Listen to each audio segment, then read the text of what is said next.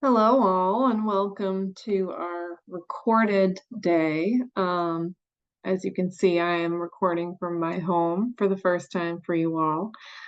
So I just have a very quick agenda. I'll share it on screen too. There we go. So I'll show you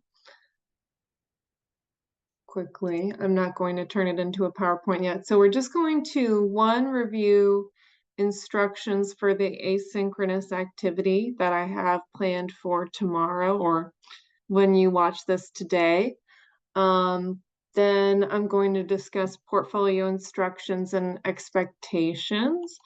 And then this PowerPoint that this slide is part of is the Chapter 8 directly from the book, which I'll cover quickly here, and then we'll follow up on Monday, as well as discuss the intervention techniques. So, right, you can share. Okay. Let me start with the asynchronous activity instructions. Keep having to drag things over. All right, so here is what I would like you to do. These are the objectives. I'm trying to write that on more of my assignments because I think it's important you understand why you're doing what you're doing. So the point is for, too much, sorry.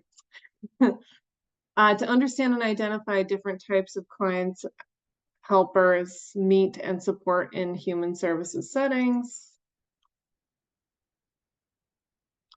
To understand and articulate the broad steps of the helping process, to become familiar with techniques used, and to become familiar with the whole person approach. Materials, your laptop or PC or tablet, if that works for you. This is not necessarily required, but it is available. I'll put optional. I might have to update that. Pen and paper, if that works for you. Yeah. So what I want you first is you're going to watch this. There will be a quick exit ticket at the end of this. Then I want you to watch one of the following videos it's about this whole topic of the whole person and the client that we're covering in Chapter 8 and the idea of seeing the person beyond their problem. So the first is on disability. This has been a movement for decades now in the world of disabilities. So this is talking about an organization that sees not children, individuals with disabilities beyond their disability. And then another area is homelessness, where it's difficult for people to see beyond the person presented, which is a homeless individual. So this is another example. You're going to watch a 2-minute, you're going to submit a 2-minute essay on the whole person video, which is just, I will add in here one set timer for 2 minutes. Actually, we'll do this first. Open Word document, set timer for 2 minutes. Type open Word document, type for 2 straight minutes.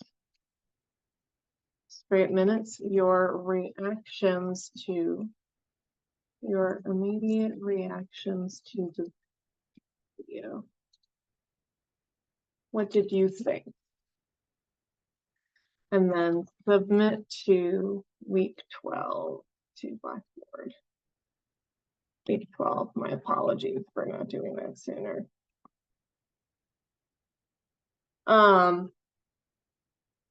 And then I want you to work on one of these 2 activities. Here's a brief module from Head Start, which works with families who are low income specifically. Just complete it's the first introduction overview of homelessness, write a brief summary reflection, and then complete any supplemental activities or worksheets. Or you can work on this activity where you are going to choose 5 celebrities from the list for each celebrity, describe who are they, why are they famous, and then their disability. What is it? What is the disability? Describe the disability. What do you believe to be the effect of the disability on the individual and their way of life, and how could the disability have impacted their career path?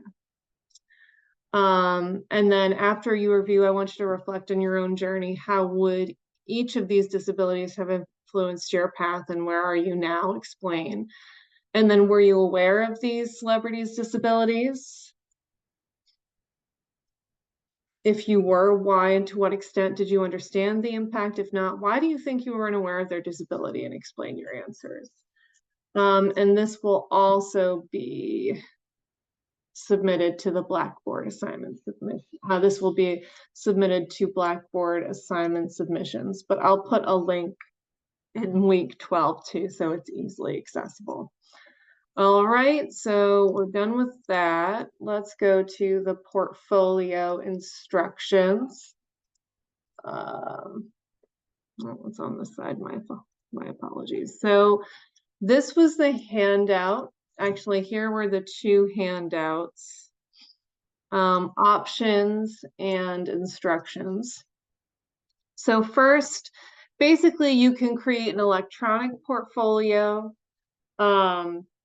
where you could create a PowerPoint with links to each of your work, but they have to be an actual link. I'm not sure how you would use MindTap. Let's just ignore that one. Or you could use Google Sites, which I've done this before here. You'll see I have my own studio account. I mean, to be fair, I have YouTube Premium. I'm not sure if this is true for everyone. But I also, actually, let me go to my regular, I'm realizing that it's in the drive, but I've also created, in addition to this, I'm realizing I need to just go back. In addition to creating my own YouTube site, let's go to my Gmail over here. You can notice that I watched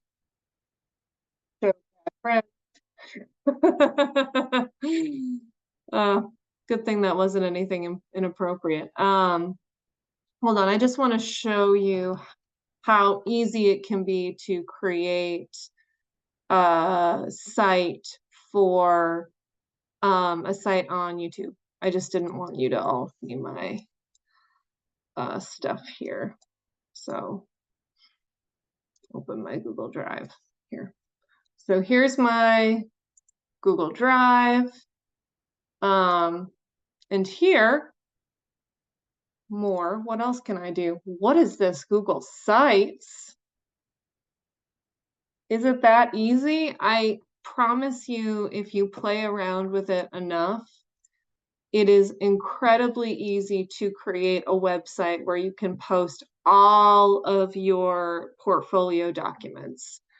So you can have different pages. This is the home, but if you want to add a new page, you can.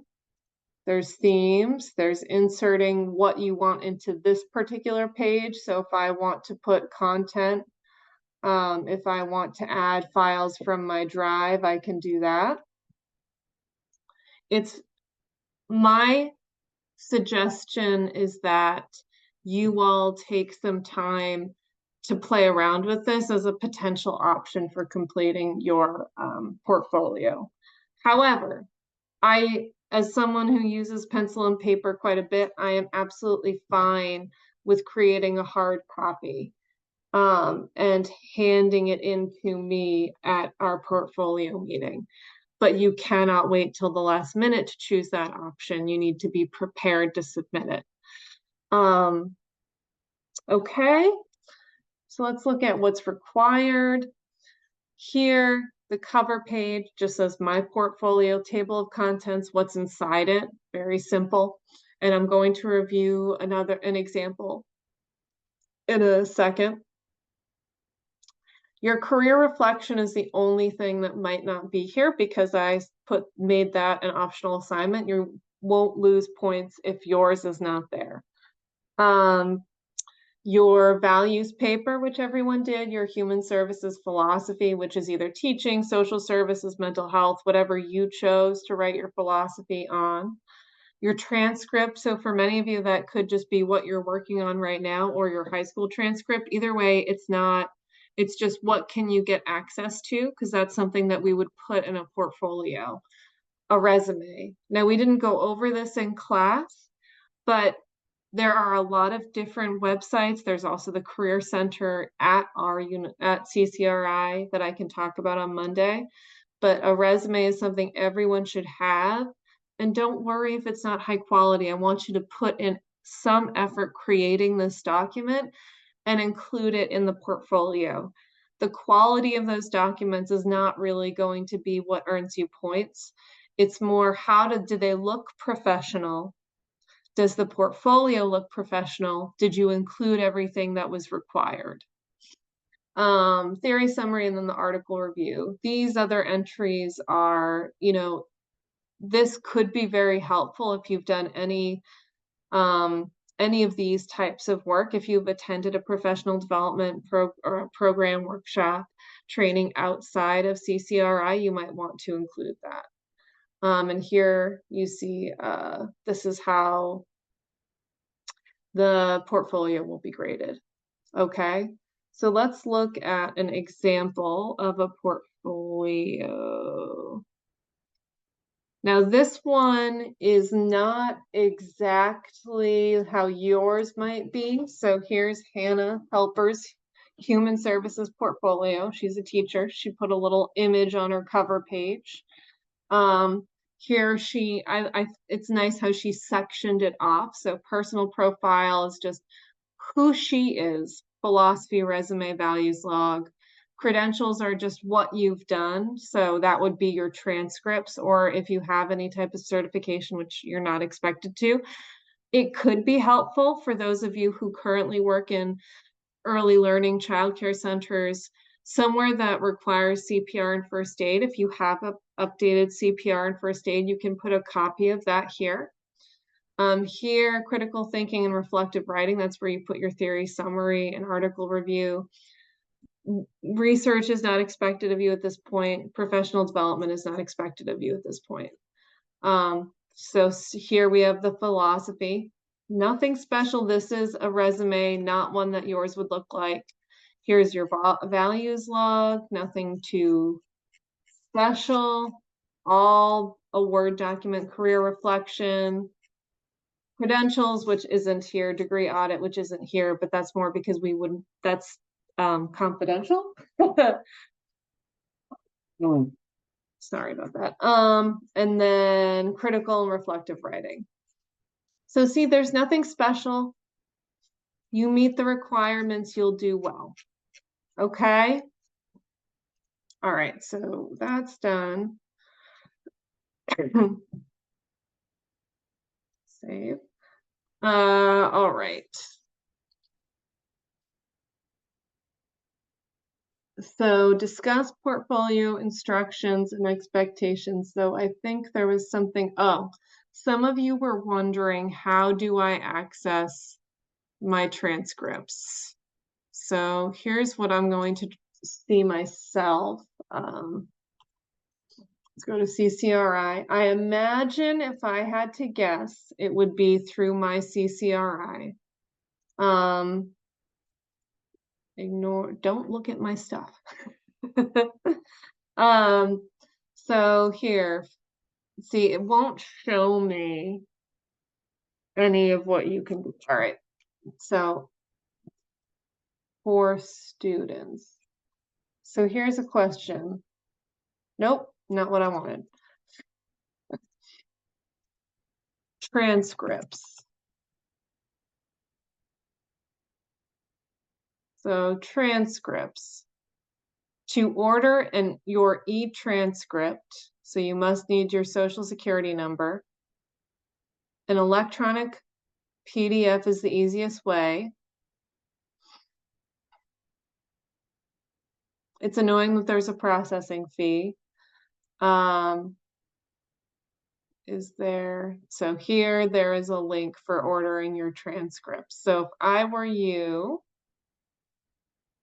I would just look up transcripts on the CCRI website. I'm a little annoyed. Does it have to be official? If I were you, I would do this option, and take a screenshot because I don't want you to have to pay a processing fee. Because there's no specification as to whether it's official or unofficial. So if I were you, I would look at your unofficial transcript, learn how to take a screenshot if you don't know how, and copy and paste that onto a Word document. The formatting might be funky, but at least you don't have to pay for it. That's my suggestion. All right, let's go back now. And now I want to briefly introduce Chapter 8. Chapter 8, we're talking about the whole person, or the client. And there's this idea of the whole person. We're not going to talk about the case of Mary, but we talk about how do we define problems. It's a normal part of life. We all go through problems. Problems with living are very typical. Some can be predicted, but some cannot. Some are lifespan, some are because as we're developing, we tend to encounter problems. There's the hormonal imbalances of adolescence. There's also the geriatric population that encounters a lot of health problems as they get older.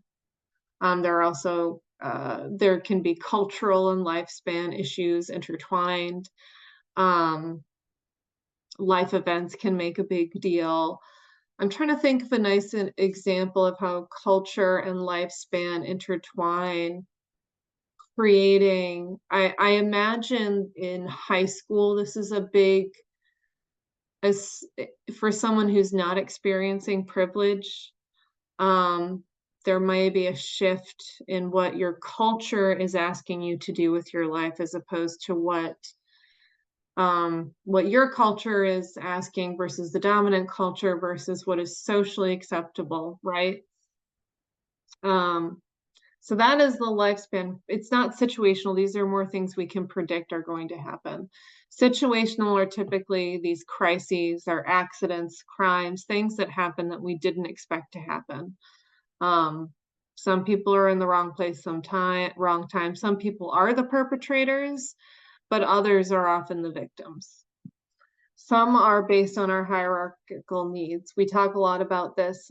I talk a lot about this as someone working with children and knowing that children in schools are not going to succeed if their basic needs are not met. And that's food, rest, shelter, and water. And that's similar in social services, human services, that when looking at the whole person, we also need to look at their needs. And is the problem partially that their basic needs are not being met? There's the wellness, there's this new positive psychology, and this is a lot of looking at the whole person through their strengths. Clients begin to gain these new perspectives on their problems. They use more creative ways of problem solving and developing self-concept to improve. And then there's environmental influences. This to me is very similar to Bronfenbrenner's ecological systems, but slightly different in that we're not looking at a chrono system, we're looking at a global system, but the rest of these are very similar in the many things that can influence development and problems with living. And then we have client populations. There's the individual. When we're in a one-on-one situation, there's a small group. It could be a couple, could be a family, it could be, you could be working with a group home. Or you might be working in large groups. These are the public health issues or the public health model that we're looking at. If we're trying to treat a group of people who are suffering from addiction. Ways of getting help. You can refer yourself, and then we also have involuntary client placement, which is when someone refers another because they are required services for to do something. Sometimes it's to get children back, sometimes it's to avoid jail time, something like that. Common barriers to seeking help, obviously, it can be the client's own perspective, the client feeling embarrassed or reluctant to admit what's happening. It could be perception that the helper is not someone they can trust. Cultural factors related to seeking help or just resources. Something I've mentioned in this class before is how most treatment centers are for profit, which means it's not so much um, people who are running it are not seeking the intrinsic reward of trying to support as many individuals with addiction as possible. They're more seeking to make money from it. And there's also the client's expectations that we forget. I think about this from a parent perspective, from the perspective of parents that I've served, and what do they expect from their school systems? What do they expect from teachers? And their expectations are very high, and I think that's similar to clients when they don't have a context or previous experience to draw back on and why, on how this will go for them. Again, this is just a quick review of chapter 8. I'm going to do some more in-depth activities on Monday. Honestly, there's a reason why I did this very quick. I'm going to see how your exit tickets sound, what it was like for you to review the slideshow, and then I'm going to post the slides as well for you to review. And then maybe what types of activities might help you understand the content better on Monday. All right, that's all I have for today. If you all have any questions, feel free to reach out. Bye.